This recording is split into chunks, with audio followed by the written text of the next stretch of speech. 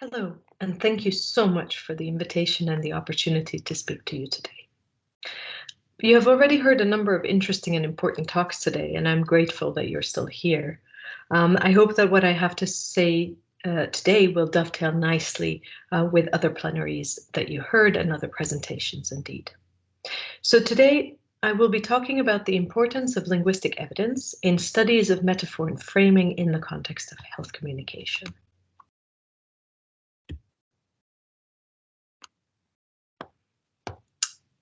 And really, if you've been reading the English language press over the last 2 years, and in fact, if you've been reading the press in other languages too, you will have come across headlines and images such as these. Aside from the topic, that they're all dealing with the coronavirus, these headlines and images all have something else in common too. They use war-related language. Words such as warriors, war, battle, troops, fight, fighting, enemy. These all belong to the semantic field or the area of meaning that we can broadly label war and the military.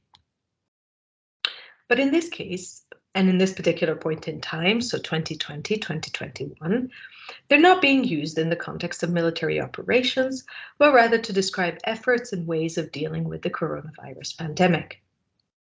They're examples of what Semino in 2008 calls talking and potentially thinking about one thing in terms of another, where the two things are different, but the similarity can be perceived between them. They are, in other words, metaphors. This definition is hopefully not new to you after talks of today. These kinds of metaphors were used and in fact are being used in reference to the coronavirus pandemic in many languages around the world and throughout the last 2 years. They were used controversially and uncontroversially, advisedly and perhaps ill-advisedly, effectively and perhaps not. It is these kinds of metaphors, their variety and their differing effects and implications in the context of illness, that will be the subject of my talk today. And although I deliver this talk alone, the studies I will discuss are all collaborative projects involving a number of colleagues, many of whom you will have actually heard of heard from during this conference. So you can see we work in large teams across a number of projects. In alphabetical order, we've collaborated with Jane Demon, Andrew Hardy, Veronica Colla, Agnes Mashaleks, Sheila Payne, Paul Rayson, of course, Elena Semino, who will be very familiar to you, and indeed Filippo Varese. And I'll be drawing specifically on these 3 studies by various combinations of the people that you have just seen. I'll be talking about other studies as well, but these will be the basis for the majority of my talk. So let's talk a little bit about war metaphors in illness contexts. Basically, military war or battle metaphors are very conventional in relation to illness, as indeed in the context of other difficult enterprises more broadly. And this is because wars and battles are image-rich semantic domains with associations of control, effort, purposeful action, strategy, heroism, victory, camaraderie, threat, danger, aggression, defeat, fear, and vulnerability, all of which easily map onto all kinds of difficult and effortful enterprises, including being seriously ill or being in the middle of a pandemic. They have been widely criticized, including in relation to cancer, and of course also COVID-19, but also promoted. They have been avoided, and advisedly so, in some official documents in the UK, such as the 2007 Cancer Reform Strategy. But it does beg the question, are all metaphors the same? And you might be led to believe so on the basis of some of the critiques in the media and in public discourse more broadly, which often do not discuss specific examples, but focus instead on the broad semantic domain and a few lexical items such as battle, war, and fight. If the examples you see here were from scholarly publications rather than news media, you might expect analyses of conceptual metaphors to support the headlines. Yet, scholarly linguistic work, in contrast with the public commentary, especially work that centers on language use, has argued for a much more nuanced approach. And in fact, in our own highly discourse-based work, both in the context of cancer and in the context of voice hearing and psychosis, for example, we found that war metaphors come in many different forms. Some are more prototypically militaristic, some less so, and they have many different effects depending on a wide range of factors, including how they are used, what they're used to describe, and what occurs in the context. Focusing mostly, though not exclusively, on what patients say about their experiences, I will be illustrating these differences throughout the talk, and I will come back to these specific examples in a little while. But before we do that, let's take a few steps back and unpack some of the assumptions and terminology underlying this introduction. What is metaphor and why is it appropriate to focus on it in this context? As I mentioned, metaphor involves talking and potentially thinking about one thing in terms of another, where the two things are different, but some form of similarity can be perceived between them. For example, from one of the earlier headlines, Biden's COVID address acknowledges battle fatigue, but seeks to rally the troops. So here we've got battle or war metaphors for the COVID pandemic, and these are used to indicate that there might be exhaustion as a result of fighting COVID, but that Biden, as the leader, seeks to rally the troops. The troops are some of the participants who are fighting this enemy, that is the disease. So here, troops neatly maps on, or a similarity can be perceived between them and the doctors and nurses, and indeed policymakers and researchers who are all doing something to help us move beyond the pandemic.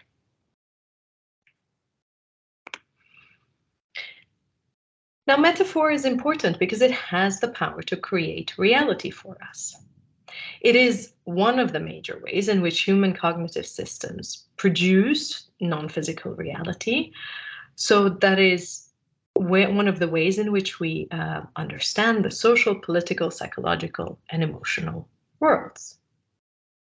And of course, metaphors are often used to communicate about experiences that are abstract, subjective, complex, and sensitive, and illness is one typical example of this type of subject. So metaphors are an important part of discourses around illness and healthcare, and this of course means that a lot of attention has been paid to metaphors in this context. There are broadly three main categories of research on metaphor and illness, and this sort of falls into the categories of metaphor in relation to public communication about illness, such as in news reports or in pharmaceutical advertising, metaphor as a tool of communication or as a tool of intervention, for example, to improve well-being, increase understanding of management regimes, or improve the therapeutic process. And indeed, metaphor for understanding the lived experience of illness and healthcare, focusing on different illnesses such as cancer or motor neuron disease, and different aspects of the lived experience, such as the symptoms, the emotions, or people's views of themselves, their identities, and their lives. Of course, these broad categories are not unrelated, and in particular, there's a mutually influential relationship between 1 and 3. So while my introduction and Elena's talk earlier focused mostly on category 1 type of study, I will be focusing on category 3 in my talk and arguing that we need to look at metaphor use in that context as well, in the context of lived experience, and its specific linguistic detail at that, before making any generalized claims about the rights and wrongs of particular metaphors, even in public communication about illness.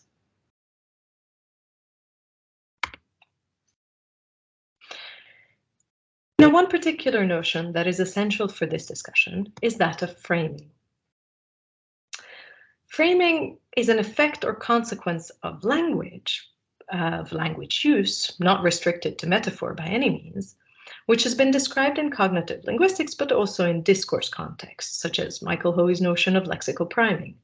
And it captures the ability of a particular instance of language use to have an impact on our thinking, understanding, and subsequent language use. And metaphors also have this effect. So framing essentially involves selection and salience, according to Entman. This is one of the classic definitions. To frame is to select some aspects of a perceived reality and make them more salient in a communicating text in such a way as to promote a particular problem definition, causal interpretation, moral evaluation, and/or treatment recommendation for the item described. So talking about COVID-19 as a war makes more salient the need for urgent national effort, the fact that this will be difficult and might involve personal sacrifice, while talking about it as a wave highlights the potential inevitability and impact of an increase in infection. You will have heard all about this in a lot more detail earlier today. Now, why does all of this matter? Well, it matters because framing generates expectations and inferences in communication and influences subsequent reasoning and action. This was already implied in Entman's earlier definition from 1993, but these effects have actually been demonstrated empirically. And so framing has very real consequences for reasoning. For example, what solutions we consider to be reasonable for certain problems. For behavior, how likely we are to change our behavior. And this is not necessarily just in the positive way. Metaphors can also hinder behavior change. And indeed, appraisal, how we assess other people's experiences of a particular, or other people's mental states or stances towards a particular type of experience. Now, although framing has been shown to have consequences for these aspects of our being, these are not independent of other sort of text external factors, and so we do need to bear those in mind as well. But more importantly, these framing effects do not only operate, or in fact mostly do not operate at the level of the semantic domain, such as war. We really need to focus on the discourse level, at patterns in, for example, who is using the metaphor, how are they being used, for such as what topic is being described, what kind of battle is evoked, what scenarios are taking place, what specific linguistic realizations of the metaphor are being used, what occurs in the context, and so on. There are so many aspects that can impact how a particular metaphor frames an experience that we really need to look more broadly and more specifically at the level of language and context.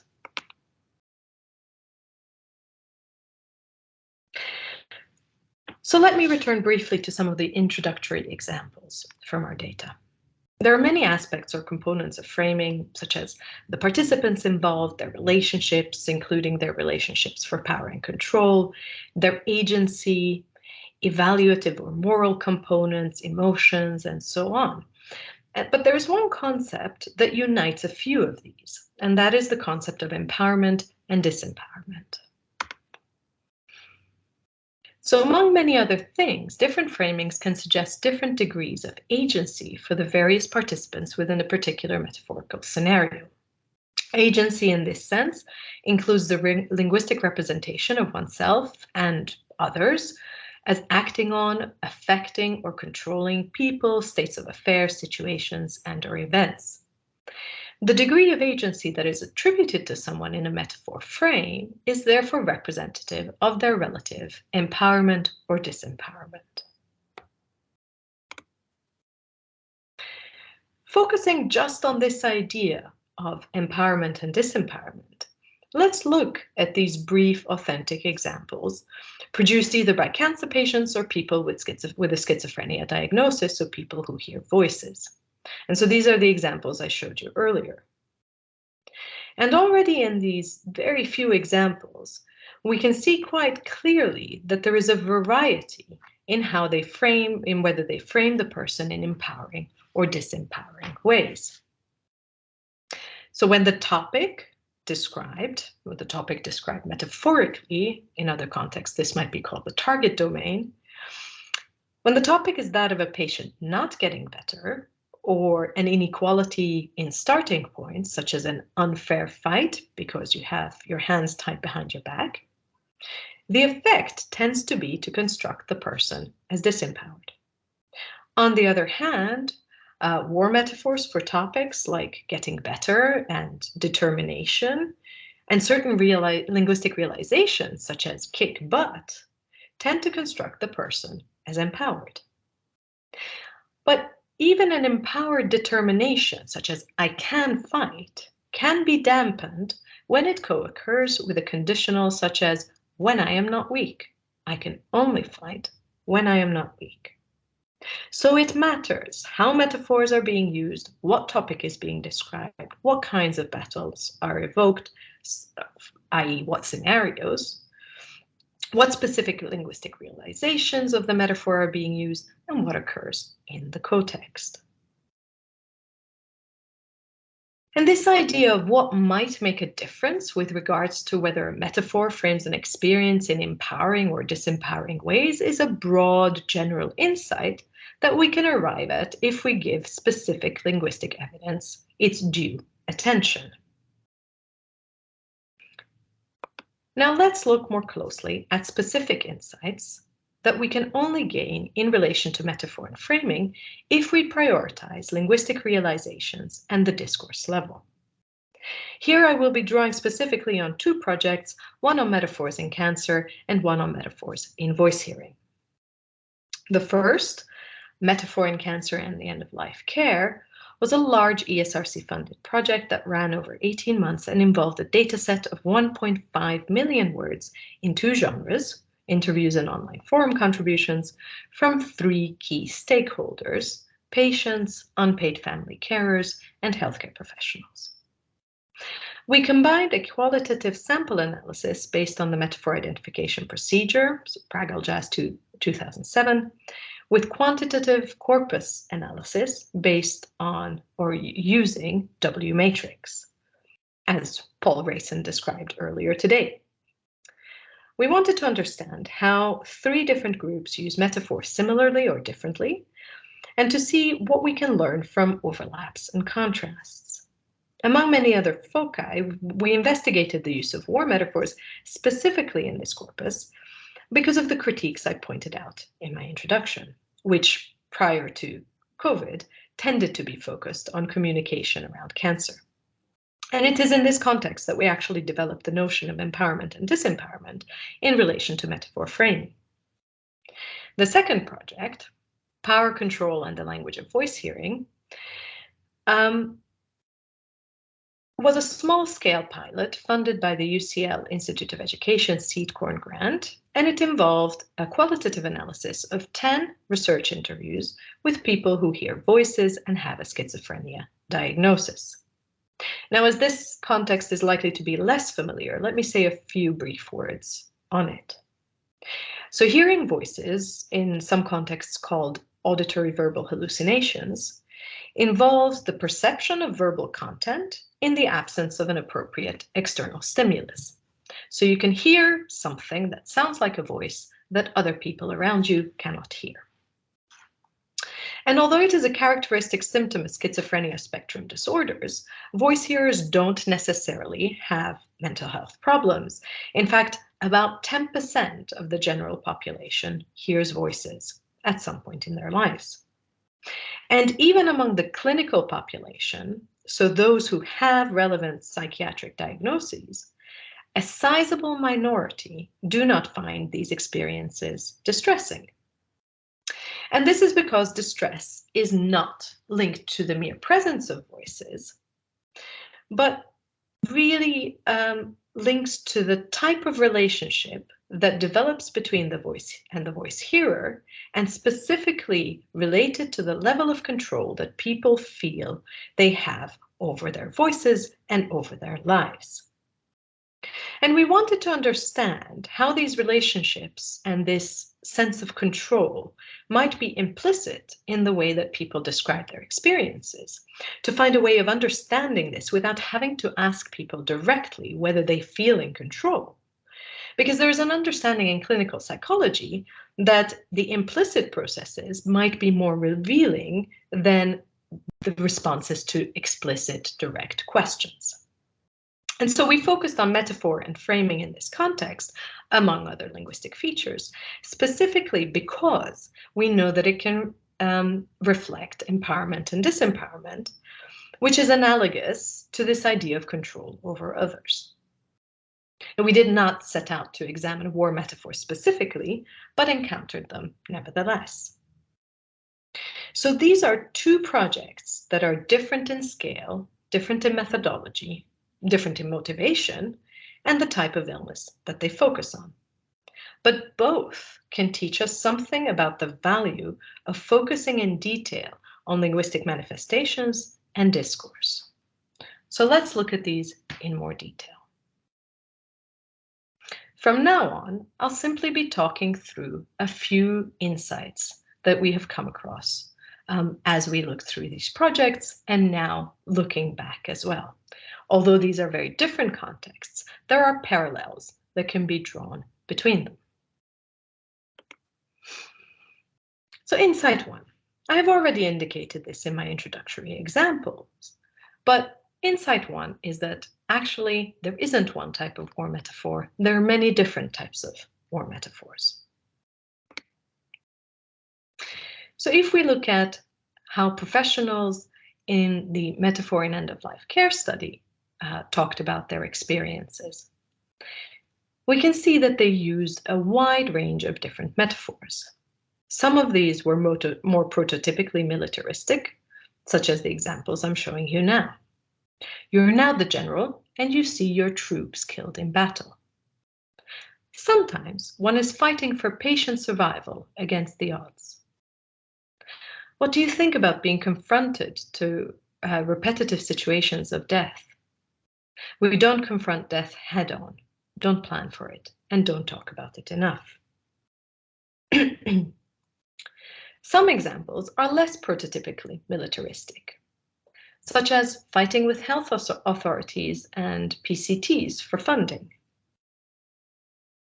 Or indeed, some examples might be quite marginal to the typical war metaphors. I think we want to protect families from the reality. We, doctors, must focus on the protection of our patients and on advancing palliative care.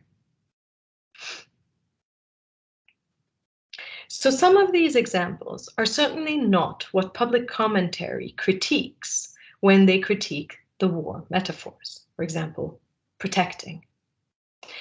And it is important to acknowledge this variety, because when you acknowledge this variety, you begin to understand how different semantic domains overlap, how they bleed into each other, and how they might be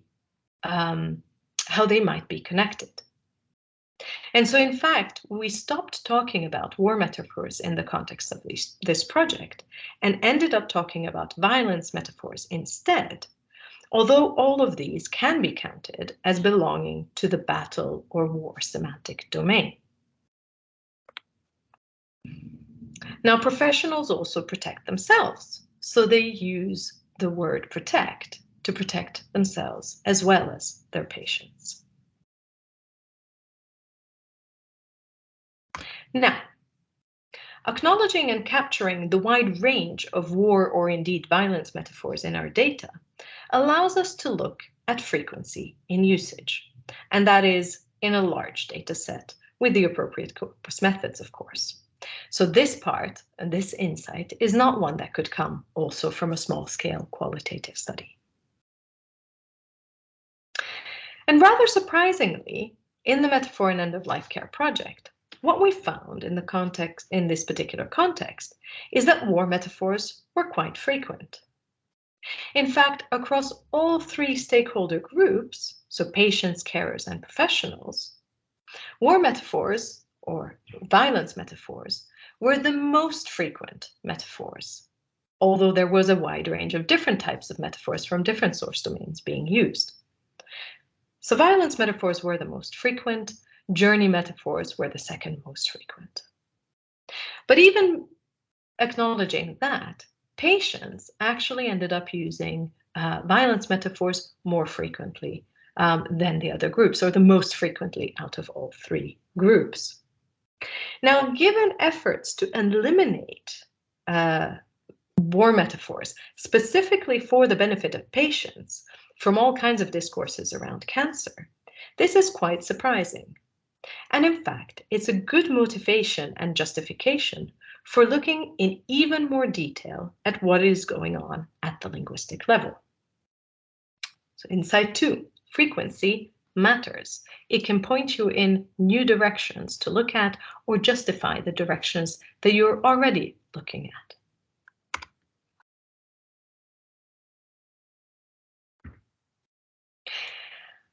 And in fact, you don't really need a lot of data for a focus on linguistic metaphors to bear fruit. If you have specific research questions, then they can often also be answered with very little data. This is a useful insight for anyone who doesn't necessarily have access to corpus tools or large amounts of data. So for specific questions, such as whether we can learn something about power and control through the framings implicit in metaphor use, it's enough to examine less data, but in more detail. In our voice hearing project, we found that some violence metaphors framed the metaphorical fight with the voices in ways that suggested extreme aggression or an unfair fight. Just imagine a gang of men out there waiting to batter you. Now you'll do everything you can to stay in here. Or if you've got anything like you thought was positive, a good thing on the horizon, they, the voices, will totally destroy it. They'll rip it apart. Or indeed the example we saw before, it's like trying to fight with one hand tied behind your back.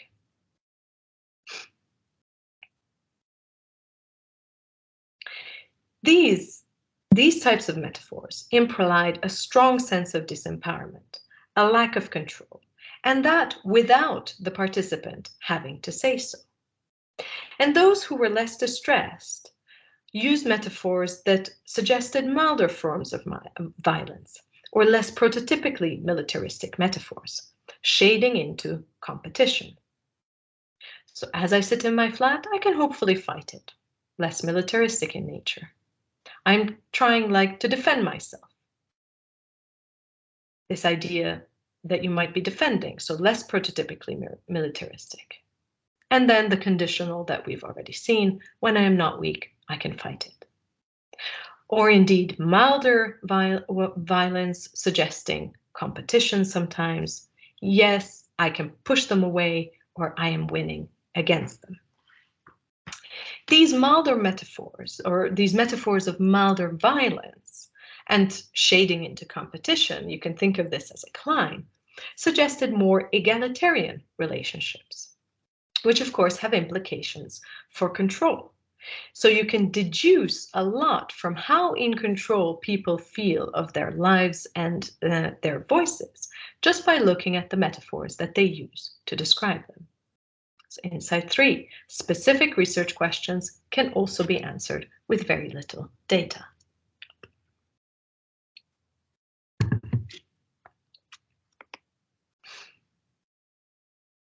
Now, even when it comes to more prototypical militaristic metaphors, the specific lexical realization really does matter.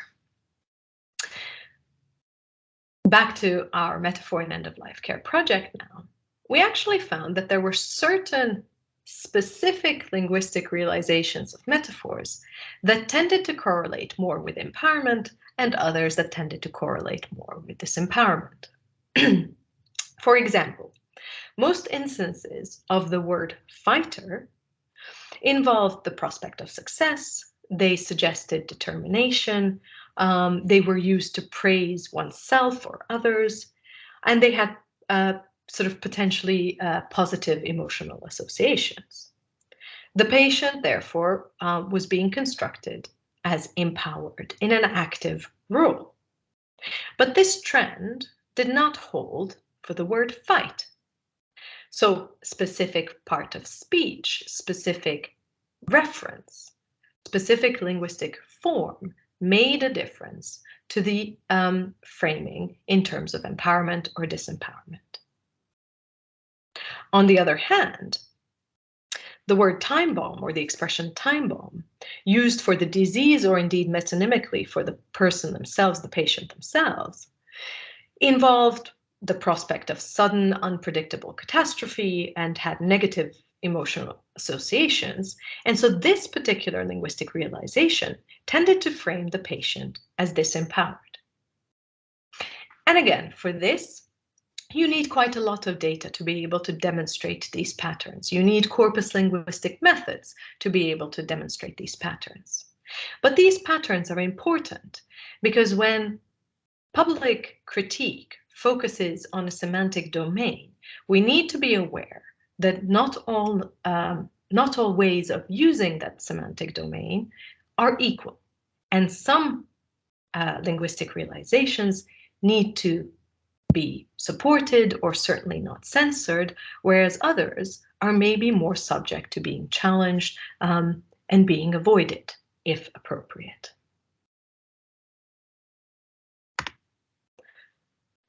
A further insight is something that we also saw in our small-scale voice hearing study, but it was most obvious when we had a lot of data, as in our cancer and end-of-life care project, and where we had multiple stakeholders who we could compare. Insight 5 is who is battling whom really does matter. In the patient data, a detailed focus on who the participants are in the battle reveals that patients are actually battling lots of different enemies. The disease is battling the patient. The treatment is battling the patient. The patient is battling the disease back, but the patient is also battling the hospital or their hospital situation. The patient is also battling healthcare professionals.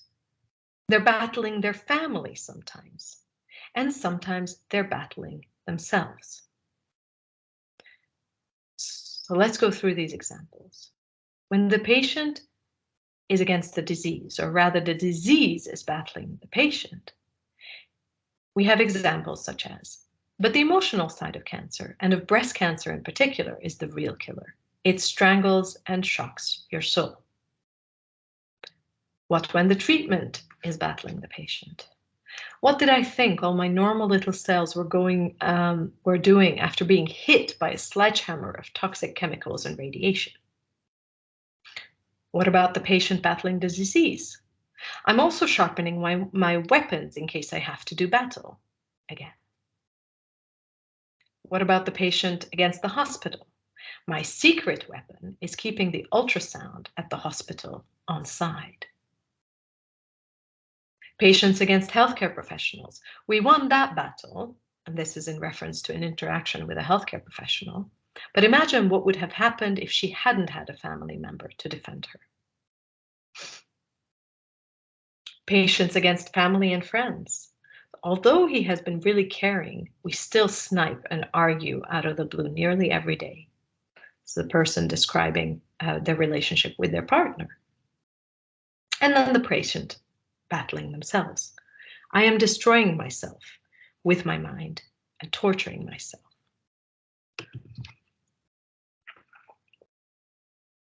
What this tells us is not so much whether individual scenarios or whether in these individual scenarios the patient is empowered or disempowered. Abstracting one level from that, what this tells us is that the patient is involved in far too many battles. That means too much of their experience is difficult and effortful and involves conflict. This in itself, almost regardless of whether individual examples here are empowering or disempowering, this in itself can be disempowering, but also really useful to know if we're trying to understand the experience of having cancer and having care for cancer, and perhaps trying to make it better. And indeed, it's not just patients who are involved in lots of different battles. The healthcare professionals in our data are also involved in lots of different types of battles, but they tend to represent themselves in scenarios where they are the heroic fighters and they are fighting on behalf of their patients and their profession, and they're fighting to protect others, but also themselves.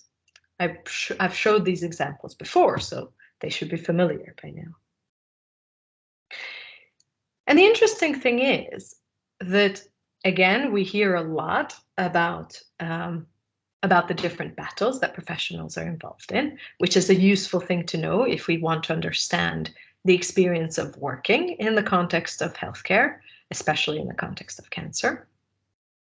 But it's also interesting to see that healthcare professionals don't tend to use battle metaphors or violence metaphors that construct the patients as fighters and therefore potentially losers. They seem to focus much more on themselves in the fighting role, or indeed in the defending role, as the less prototypically militaristic examples show. And so there is potentially less of a danger that they would, even inadvertently, impose disempowering framings on those who are most vulnerable, i.e. the patients. And again, this has implications for the extent to which we think it's necessary to censor particular types of metaphors. If healthcare professionals aren't using violence metaphors in ways that are disempowering for patients in the first place, then maybe there's nothing to be done. There is no need to train it out of them, as it were.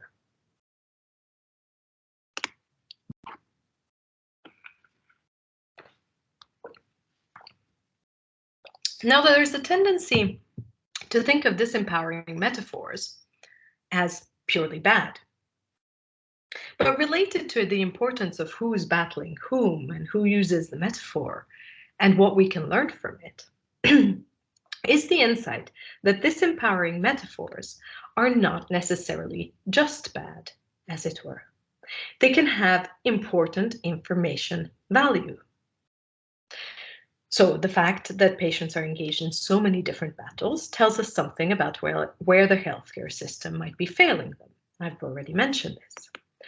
But we also saw this in our small voice hearing data set, where we found that people who were more distressed by their voices tended to describe their relationships with these voices in more antagonistic terms. So participant 6, for example, participant 6's violence metaphors tend to frame the metaphorical fight with the voices in ways that suggest extreme aggression and an unfair fight, which suggest a strong sense of disempowerment on participant 6's side.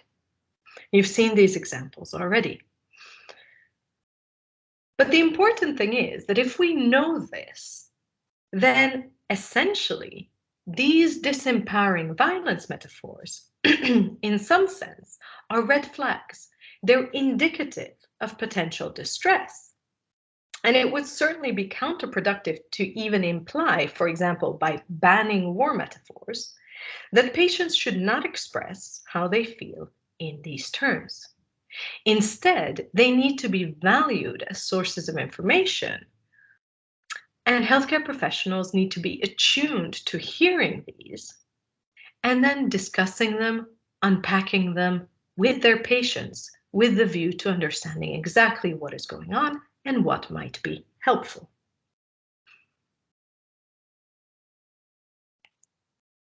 Finally, insight 7, how specific metaphors are used also matters.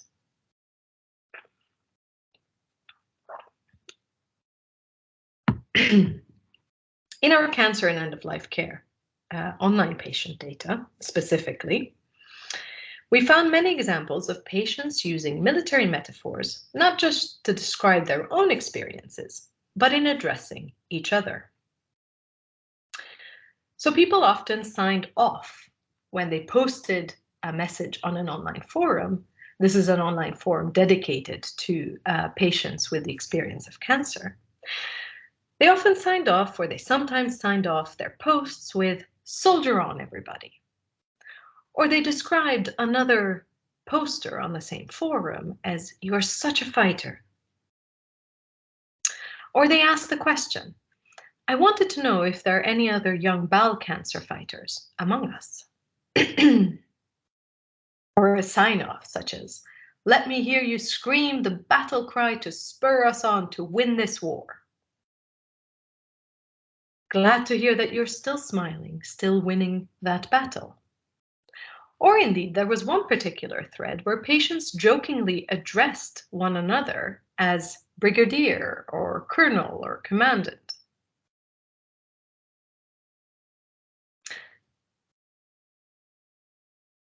These metaphors, in their varying, linguistic manifestations, there's quite a range here in terms of prototypicality. So these metaphors are used to encourage and motivate each other. They express mutual solidarity, admiration, support. They're empowering uses. But you can also see in these examples how some of the relevant factors in terms of what affects or what impacts the framing effect of particular metaphors, how some of these relevant factors I discussed today actually interact. So it is important that it is patients using these metaphors for other patients, so peers, equals, who are both going through similar things. Healthcare professionals, or indeed campaigners, who are not vulnerable in the same way, directing the same kinds of metaphors at patients would have a very different effect. So who uses a metaphor matters. Similarly, notice the use of fighter in two of these examples. Saying, "Are any other young bowel cancer time bombs amongst us?" would have a very different effect. Linguistic realization matters.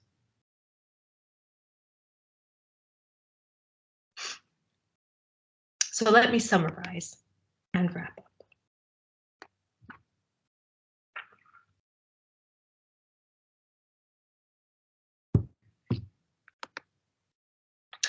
My objective today was certainly not to rehabilitate the war metaphor and to suggest that there is absolutely nothing wrong with it and we should all be using it, regardless of context, regardless of who's listening, regardless of what we're trying to achieve.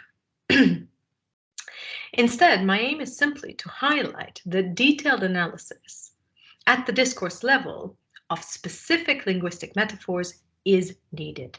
It is essential for any kind of nuanced advice that we might give, whether it is in relation to how to use metaphors in public communication or how we might talk to our friends and families who are going through different kinds of illnesses.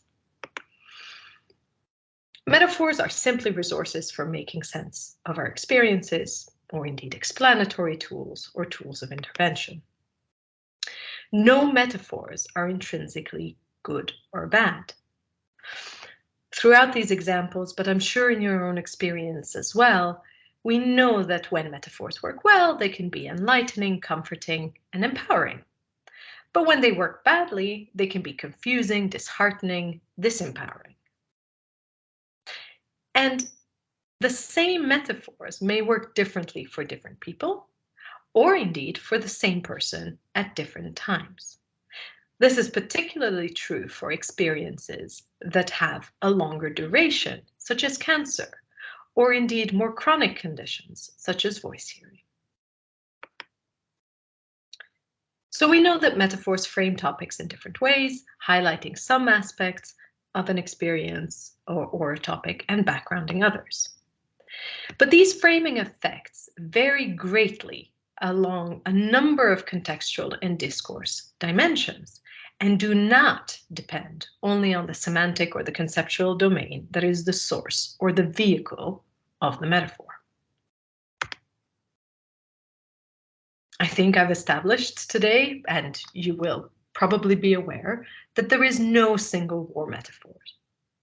There are several variants of this broad metaphor, several types of scenarios, different linguistic or lexical realizations, which all reflect a range of experiences and have different framing effects. And therefore, a blanket rejection of any particular metaphor, the war metaphor or any others, would deprive potentially some patients of the positive function that these metaphors can have and of the ability to express what they feel.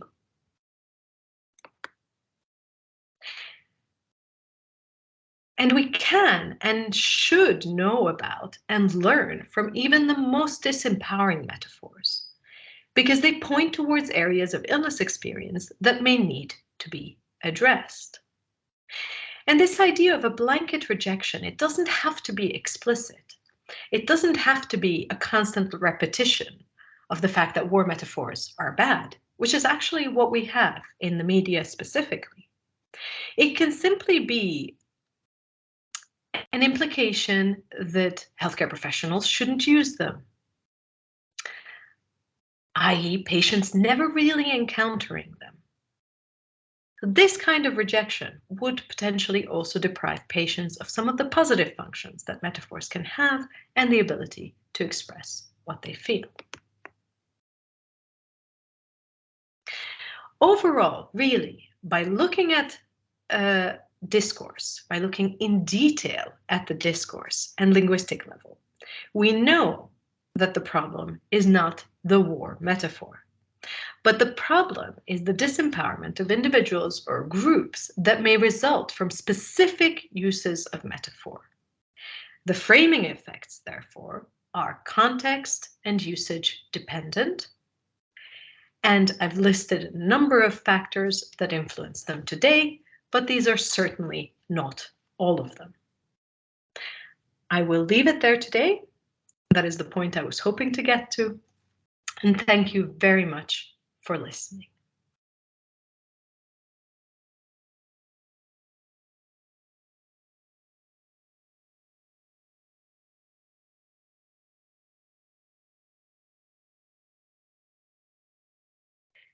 Thank you very much for your questions, Professor Kim, and thank you also for your work on the Korean translation of the Handbook of Metaphor and Language.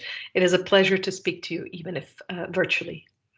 Your first question, I think, entails two parts, so let me take them in turn. I use Entman's definition of framing partly to acknowledge the fact that metaphor isn't the only linguistic phenomenon with framing effects. Entman was certainly not talking about metaphors specifically. But I also use Entman's definition because it operates at a different level to the highlighting and hiding function of conceptual metaphors that Lakoff and Johnson talk about. In fact, Elena Semino, Jane Demon, and myself actually wrote a paper in 2018 for the Journal of Applied Linguistics on this very issue. So there is, of course, commonality between these concepts. Lakoff and Johnson talk about the hiding and highlighting function of conceptual metaphors. So that's quite a high level of generality. However, we know from studies that investigated or looked at the framing effects of different linguistic manifestations of conceptual metaphors, including the one I just mentioned by Elena, Jane, and myself, that the framing effects of different metaphors do depend on specific linguistic realizations. So there is a difference between talking about a battle with cancer and talking about being a fighter in that battle with cancer. They have different framing effects. They position the person who is using that metaphor in different ways, specifically in relation to how empowered or disempowered they construct themselves within that metaphor. And depending on the research questions or the purpose of the research that you're looking at, that kind of difference matters. Looking at framing effects at the conceptual level is appropriate for different things. For example, if you want to talk about similarities and differences across languages, then looking at the conceptual level, looking at conceptual metaphors can be helpful because it can allow you to generalize to a greater extent. And when you're looking at metaphors across languages, you have more examples, you have more quantities, and so talking at the general level might be helpful just to be able to cover everything that you want to cover. So there is a connection between looking at framing at the conceptual level and looking at framing on the discourse level, but the latter does allow you to be more specific and precise, and for some research aims, that is simply more appropriate. And this brings me to the second part of your question, which is whether analysis should be done with or without theory, if I understand correctly. And well, in some ways that depends on what we mean by theory. Conceptual metaphor theory has the advantage that it has a name, it has a label that actually already includes the word theory, and that's quite handy. It makes it seem like it's more of a thing. In a way, the label reifies the entity. And it also happens to be one of the most prominent named theories when it comes to metaphor. So it can sometimes feel like one is on more solid ground if one can say, I am using conceptual metaphor theory for my analysis. But no research or study is without theory. It just so happens that the discourse-based approach or the systematic metaphor approach,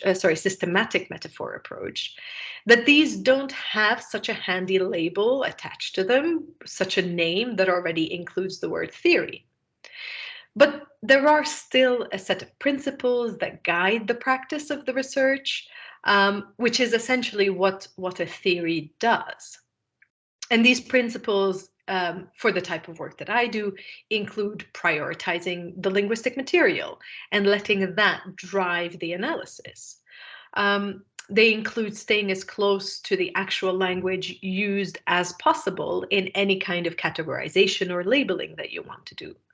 And it includes paying close attention to the context and context within which individual metaphors are found, and so on.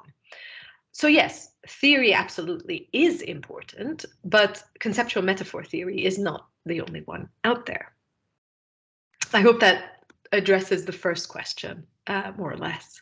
Let me try and address your second question now, and this is a very interesting question, and I think it can also be answered in two ways. On the one hand, I suppose I mostly don't make claims about the actual interpretation of metaphors in the sense of how other people might interpret them. In fact, I do make claims about how they might interpret them, but not about how they do interpret them, because that would be the actual interpretation of metaphors, and that is an empirical question requiring methods in addition to any kind of linguistic analysis of the metaphors themselves, such as experiments or questionnaires where you test people's interpretations. So what I do is simply to try and unpack the various things that different metaphors can potentially imply. That is the detailed analysis. And I explore what the potential implications or consequences might be should anyone perceive these implications. So how do these implications make people feel or think? But this, in my work, is mostly an exploration of potential, and I think you noticed in my response how much I hedged what I would assume or say about anyone's interpretation. So that's one way of answering the question, is that I talk about potential and not actual interpretations. And so that's something that can be done with detailed linguistic analysis. On the other hand, in the process of all of this, I, of course, do some interpreting of the metaphors.